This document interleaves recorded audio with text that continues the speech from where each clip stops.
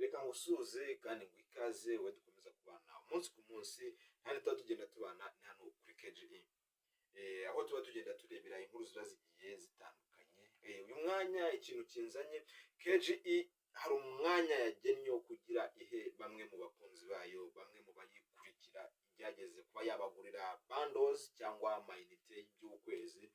Ariko ibyo ngibyo kugira ube muri abo banyamahirwe hari ibyo usabwa, ibyo tugiye kubigarukaho ndaje mbibabwire. Ariko kandi nakantu nashaka kugarukaho, hari bamwe mu bagiye batwandikira inbox batubaza ati se KGE ni iki, KGE isobanuye iki?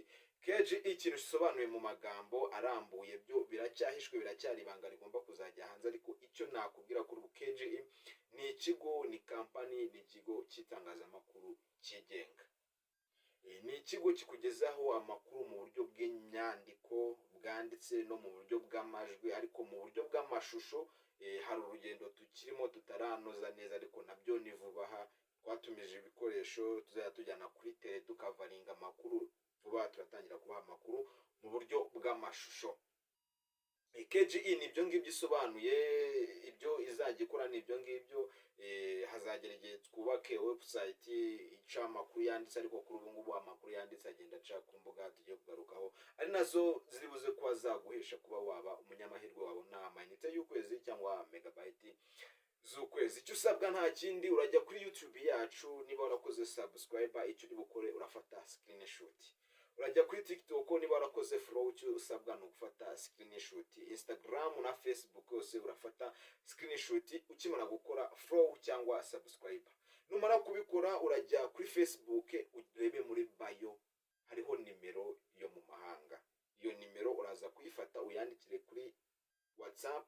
Numara kuyandikira kuri WhatsApp urayoherereza ya screenshot wagiye ufata, uyibwira ati nakurikiye video y'ibyo mwavugaga screenshot, narangirageje gukurikira imbuga zanyu, nsanzwe nanazikurikira, mwavuze ko muri butange ibihembo kuba bikoze. Iyo nimero nuyandikira, iyo nimero ni ya CEO, wa KGE, ni boss wa KGE. Numara kumwandikira icyo urabutegereza, urategereza gusubize, ubundi ibihembo byawe abikugezeho. Nibitakunda ndahita akabikohereza ku kanya, ubwanjye ninjye biri bunyureho, aragira ibyo abagenera, noneho mbibahereze abaraba bagiriwe amahirwe. Ndakumenyesha ko ayo mahirwe ari buze gufatwamo abantu batatu gusa baraba baje kuba bagerageza hakiri kare.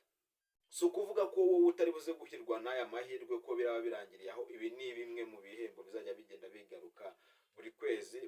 Tuzajya dufata abantu batatu badukurikira bagiye bakora ama like, ama comment n'ama share kuri social media zacu uko zigiye zitandukanye, yaba TikTok, Instagram na YouTube na Facebook.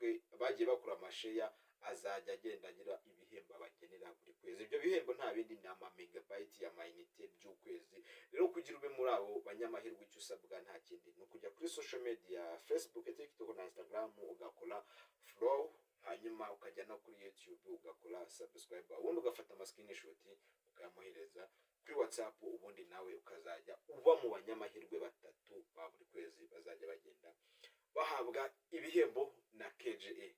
Iyo nibyo tangazo nashaka kubagezaho muri aka kanya, ngo ntaba ari wowe ucikwa, ufatirana amahirwe yawe, wabona ari wowe uyatsinde no mwakuri kwezi ukaba wayatsindira. Icyo usabwa nta kindi ni ugukurikira imbuga zacu n'amaposte tuzajya tugenda dushyiraho inkuru cyaze mu buryo bw'amafoto n'inyandiko n'amashusho, kazajya uba mu ba mbere ugaragaza ko hari ibihembo birategerejwe n'ibyawe. Gerageza amahirwe ni we byageraho muri aka kanya, ko nawe ntabwo uhejwe. Njye warukugejejeho iri tangazo, amazina yanjye ni Hakizimana Emmanuel, nkaba ndi umwe mu bagize KGE. Cyo ngusaba no gukomeza kubana natwe umunsi ku munsi mu nkuru tuzajya tugenda tubagezaho. Murakoze cyane.